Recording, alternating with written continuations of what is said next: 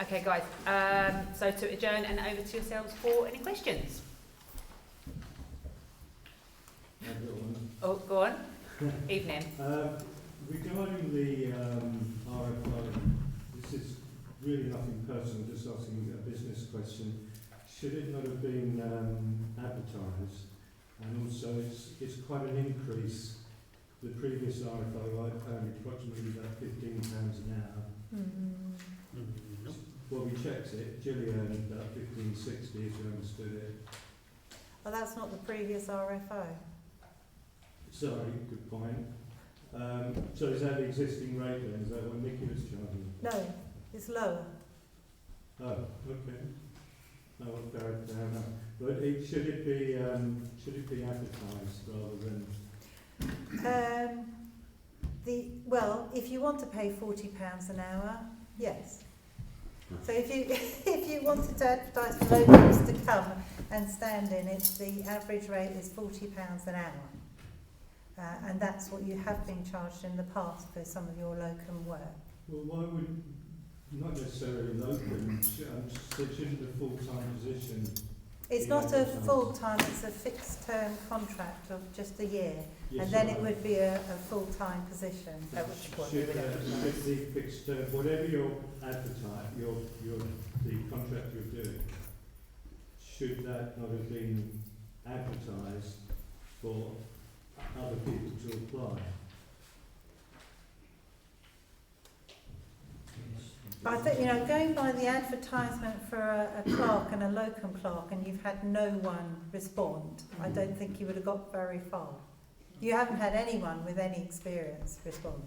Well, I'm just aware of people who are interested in the position, and they're surprised that it's not going, it isn't being advertised. Well, it can be fully advertised in July next year, if you like. We don't mind.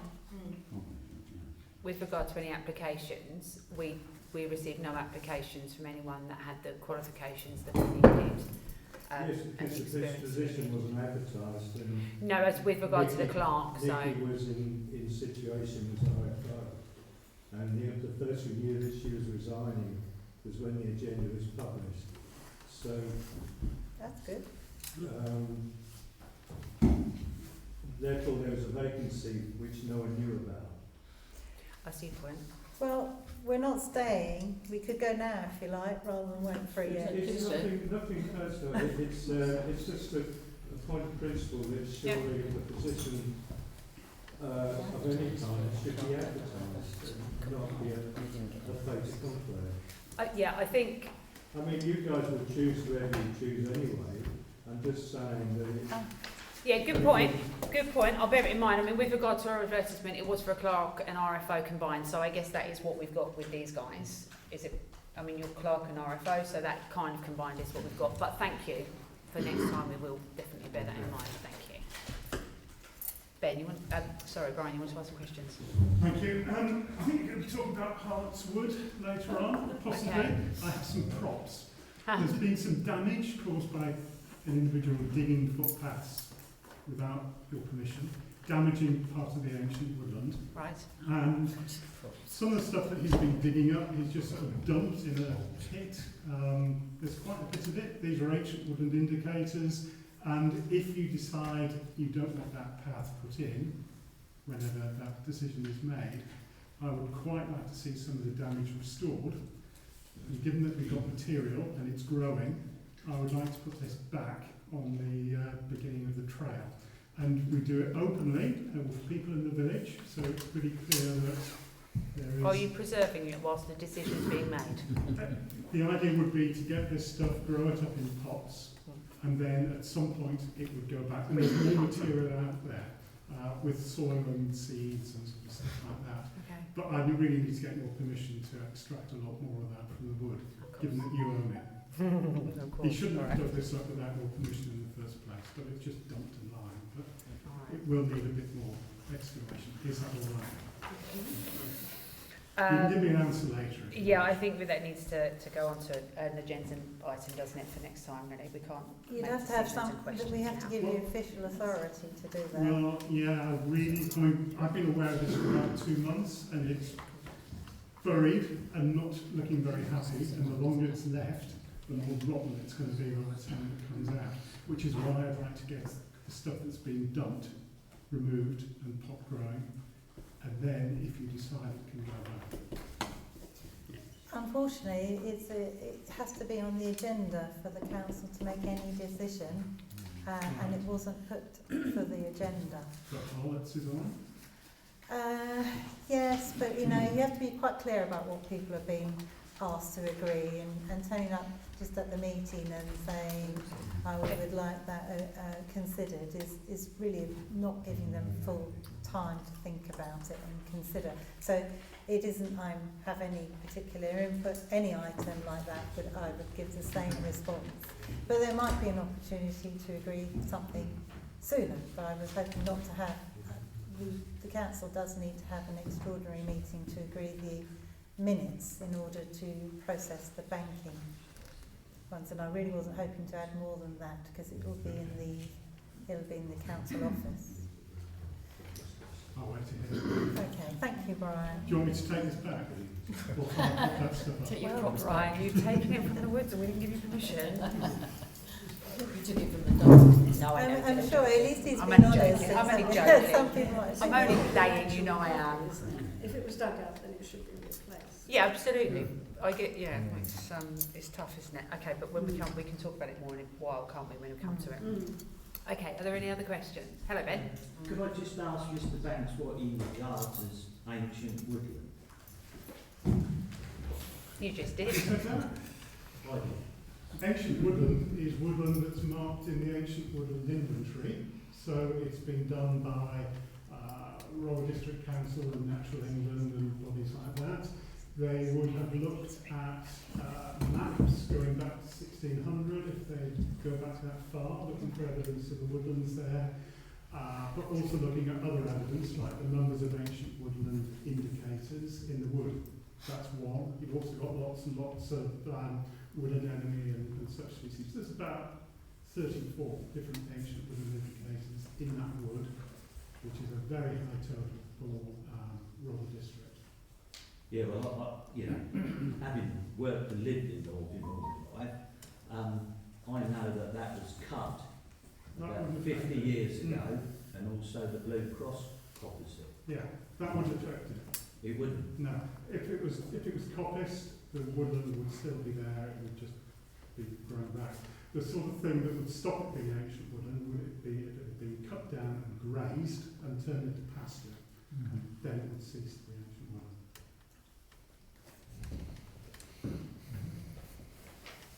Thanks, Brian. Ben.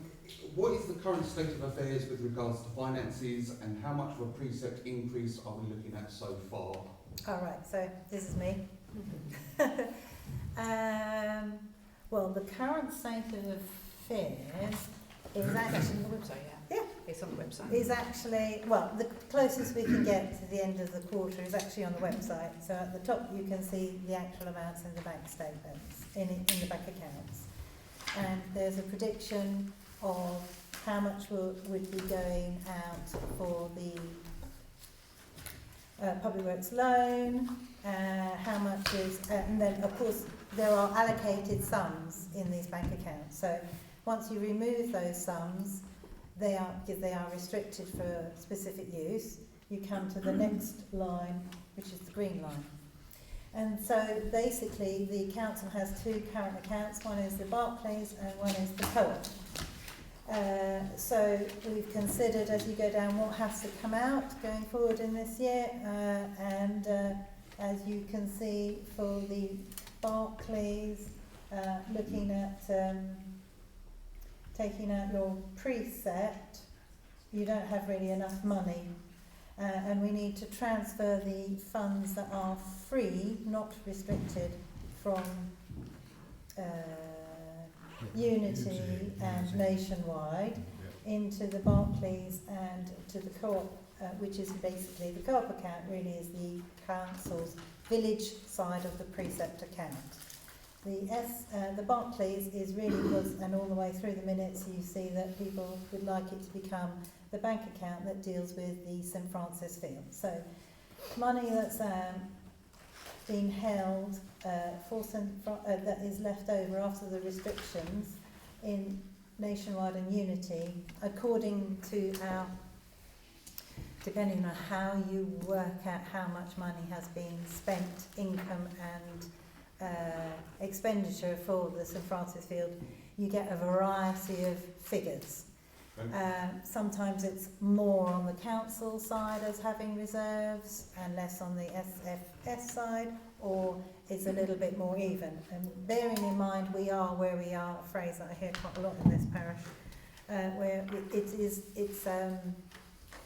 it really doesn't have any point to go back right to the beginning and say this is this and go all the way down, because when you take what is in the Barclays account and then have to take out the public works loan and then add to that what you would need to take out for the other expenditure and consider a little bit of income, you're not left with enough to pay. So we have to put it all in, and then at the end of that we're anticipating, at our best guess, that the Barclays with regard to the St Francis Field will have 8,992, and the co-op, which is the council account really for the rest of the village, is we're anticipating around 13,877.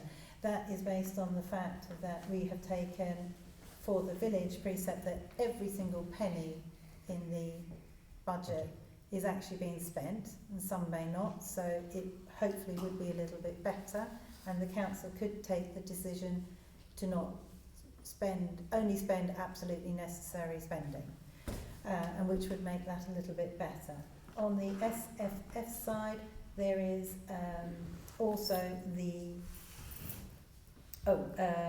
there's also the Kickstart Fund, which, having looked at the definition of what that was supposed to be for, it was supposed to be for capital. I would suggest that the council use this more as a not specifically capital, and it would be for maintenance and the CIC requirements. That's 12,750. You might have heard another slightly bigger figure. The difference is I'm always comparing everything like with like. It's all net of that. The other figure included that, but of course the council gets that back. So, and that has been allocated over the years appropriately. So,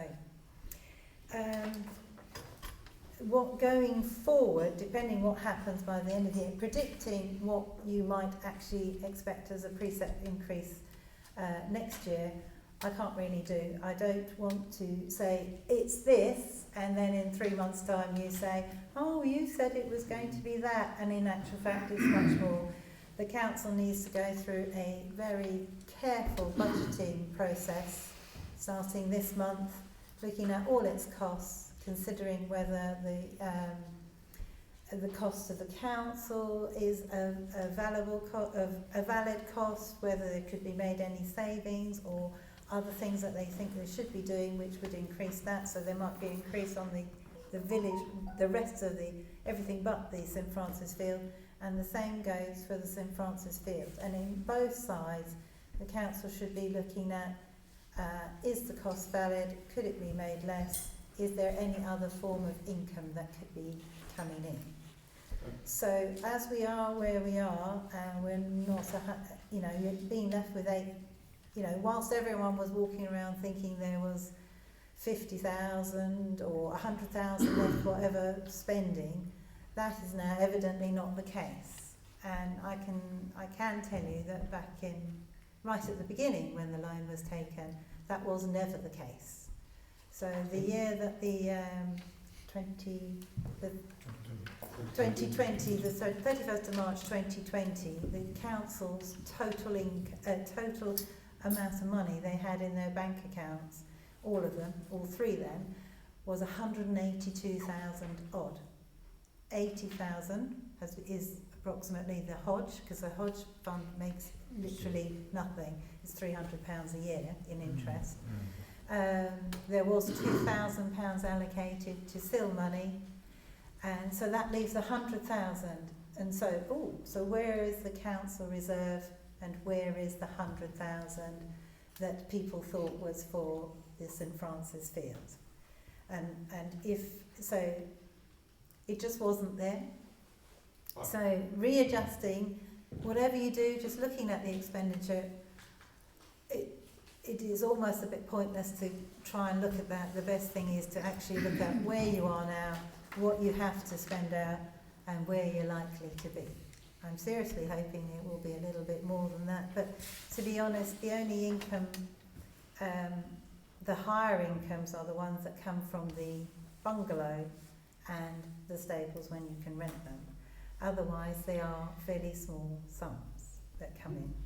And the same goes for the funds that the council has for everything else.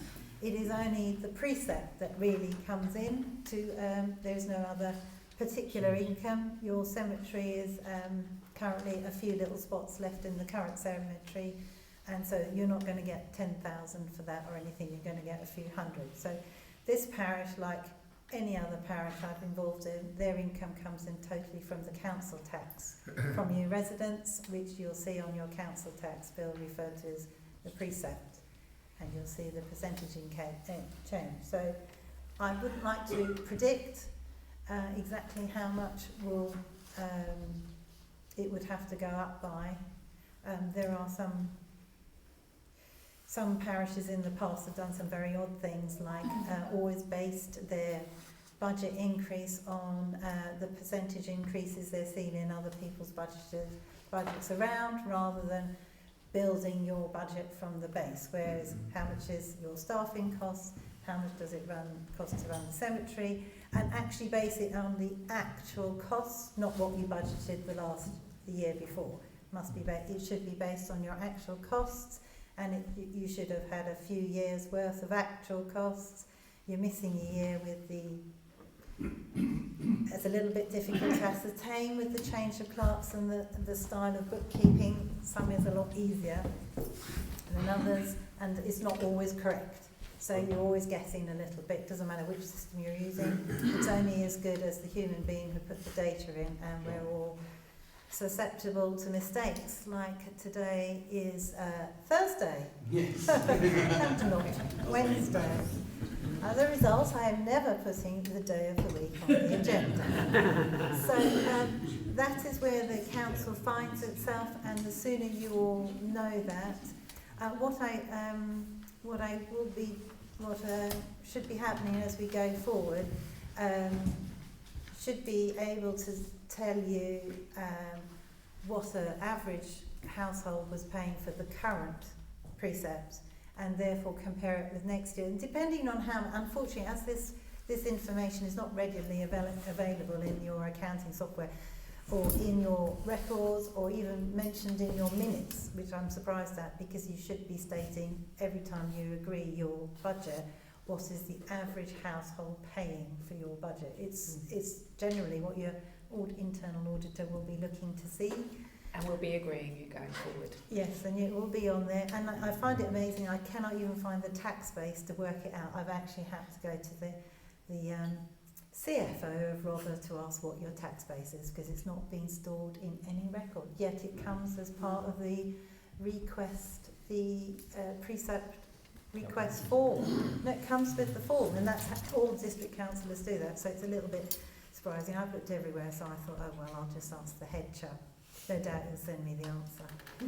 So that's where your finances stand. You will definitely have to have a precept increase. How much will be due to the public works loan will depend on how this year pans out. You have to realise that your public works loan is about 69,000 odd this year in total. It's two, just as a refresh for everyone, there are two public works loans. The first one is 65,000. They are both for 50 years. The second one was for 1.3 million odd. When you add those two together, you get 1.4 million, not 1.4 million 100,000. You get 1 million 4 exactly. So the amount you actually paid out for the acquisition of the field left you with 40,000, not 100,000, 40,000. So the accounting set off on a slightly awry basis, and this is why you're probably coming to an end much quicker than anyone would be expecting, because the spare money was only 40,000. And even if you build it up to 100,000, it is virtually spent. So whether you spent 40 or 80 is, you know, is academic. You are almost spent. So so next year's, so every year you pay on the larger share you pay a capital. The loan is split between capital payments and interest payments. So like a straight interest repayment mortgage, yeah. So the capital repayment on the larger share is 13,500, and then you pay interest. You pay that twice a year. And I cannot remember the capital repayment on the smaller one. It's about 1,000 something each year. So you've got 45 years to go. This year's total of those two together is 69,000, and I would think that is only going to be. I would guess. I shouldn't have worked it out really. It's about 65,000 or 67,000. You issue a schedule on that, please. Yes, there is a schedule. Yeah. And I haven't had the time to look at, because I try not to spend your time and just do 10 hours. So I haven't looked at that, but obviously in the budgeting process that we'll be going ahead with, that is the first thing that will be checked, is, you know, how much is going to be going out in the next year, and that will be put into the budget as a payment, and how it's funded. It will be so much from the precept and possibly however much they think. But you have no reserve, so if anything goes wrong with the bungalows, if we really do only have 8,000 at the end of it and something went wrong with your bungalow, seriously, it wouldn't be enough to cover. So there is going to have to be an element in your precept to rebuild a little bit more reserve to deal with the Public Works loan, yeah. So because if both bungalows went up in smoke, you wouldn't have the money to pay for that.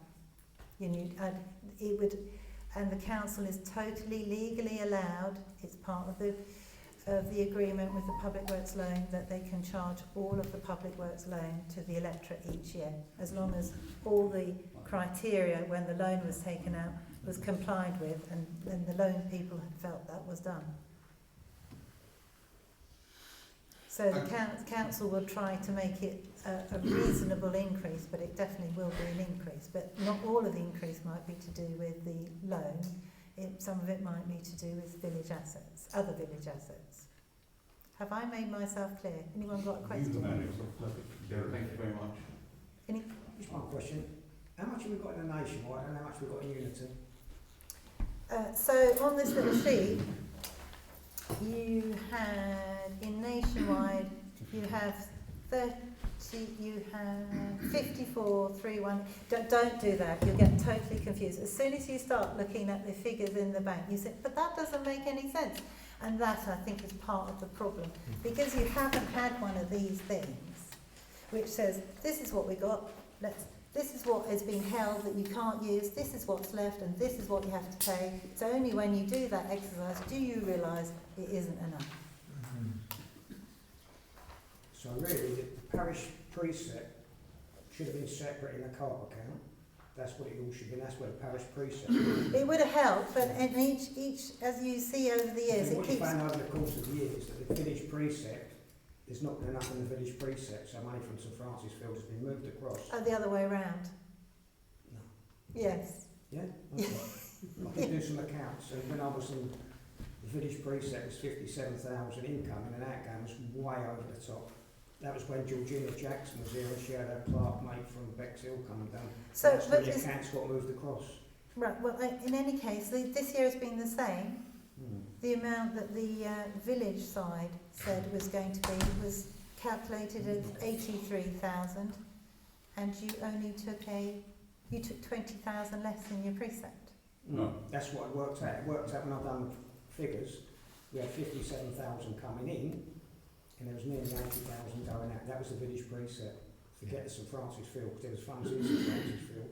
There was funds in the Barclays No, account. but there wasn't the funds in St Francis No, Hill. I'm saying funds, I think your fund was moved across when Georgina was in. No. The okay. same amount of money. If you just go back to what I said, the 31st of March, 2020, there was 182,000 in total in the council's bank account. 80,000 was allocated to the sewage. 2,000 was still and hadn't been spent. The rest leaves you 100,000. So, are you saying that 100,000 was all St Francis Field? Where was the council reserve that a council has to have for In emergency? 2020, I think it was 2020, Deborah Upton was local, and she said there was no reserves for the council needed to build reserves up. Unfortunately, the previous councils, going back a fair way, I think, didn't put the precept up because we was trying to help the residents, not giving them too much money, and that's where the failures come. Precept should, I'm going back perhaps 4, 5, 6, 7, 8 years ago, the precept should have gone up more to get a reserve. We've never had a reserve, unfortunately. Since I was on the council, there was never a reserve. Unfortunately, I don't understand how you run like that because that's not well, legal. if you actually go back, I think you'll find there's hardly any reserves in it. Yes, but you had none at all. Won't be like that going forward. But Well- actually, going back, it's not worth it. We are where we are. Yeah, exactly. Finally, we seem to have a set of accounts that I can understand where the money is. And we just need to go forward from here. We need to set the precept for next year based on a fully designed business plan for next year. But I think the village need to understand that the precept should have gone up a while ago, but it didn't because And we have I think overall- advised by 2 people that we need to raise Yeah. the reserves. Otherwise, we are not. yeah. I think overall the Strictly village needs to understand operating exactly what we've got, where it's come from, what we're going to do and where we're going, and that's But how it should have been. If it goes Yeah. up a lot, the precept, it's because it didn't go up when it should Yeah, have of gone course, up. but if we explain that and Yeah. show that as to why it has, then, you know. But when we've been advised to raise the reserves, it hasn't been immediately. It's been said that it can be fed in over a number of years. Yeah, correct. And that we need to build in. Mm. Yeah. So we don't raise it all in one No, go. exactly. We factor it Filter in it. over 2 or 3 years. Yeah, but you can't just do it all in one go. No. Ben? So, sorry, No, you're all right. just a couple of points on that then. For a start, you started this financial year knowing that you was 11,000 down anyway, and you had to draw that down. You have increased the number of hours for staffing costs before you guys started. Obviously, not just the staff wages, but pensions and all the rest of it, equipment, all that kind of stuff. And you've lost the stables income, according to the stables tenant, because people kept going on their land. So wouldn't it be prudent now, as Mr. Luckett has just said, to get things done properly and to get a project manager in for your uncosted, unplanned and unfunded projects such as your football pavilion, and to actually concentrate on things like getting the stables rehired, which haven't been advertised yet, and they were vacated in December? Should that not be a priority? They can't be advertised because if they're advertised for commercial equine use, we are illegal. They're not. Whoever takes on the tenancy is required to abide by the laws. And if they use them for the purposes that they are designated for under planning law, then all is okay. Not If they according, are not not, using accord, them- not according to RDC, If who they have are not informed the using council them, that if it's they the are not owners of the using land. Mr. Luckett, in accordance to the planning law, it is down to them. As per the previous leases, if you look through the 3 previous leases given to the previous tenant, they were responsible for going to get the planning permission required for the change of use for their business case. Okay, and that is the case commercially with everything. That is the standard with commercial leases. Also, you can lease the land so long as it isn't for commercial use, as you're doing at present with the sheep. So you could lease it to horses No, you can't. Sheep and cattle are considered agricultural There, and can be let without change of use. there are emails from Rother Planning which Can we, I'm sorry, I'm not. the 15 minute, we're way beyond the 15 minutes. Yes. There are emails from Rother Planning saying that the site can be let to horses for non-commercial use. which is Can I just say that if it's non-commercial use, they've got to pay for the Which, stables. Shut it. well, it's not a business, which is that was the agreement with Lauren. That was the stipulation to Lauren when she moved on for the first time. Because that, when she arrived, Councillor Sargent asked RDC that question, and that was their reply, and that is in writing. Okay, thank you, John. I'll look into that. Thank you. Are there any other questions? Different topic. Okay, no. Right, okay.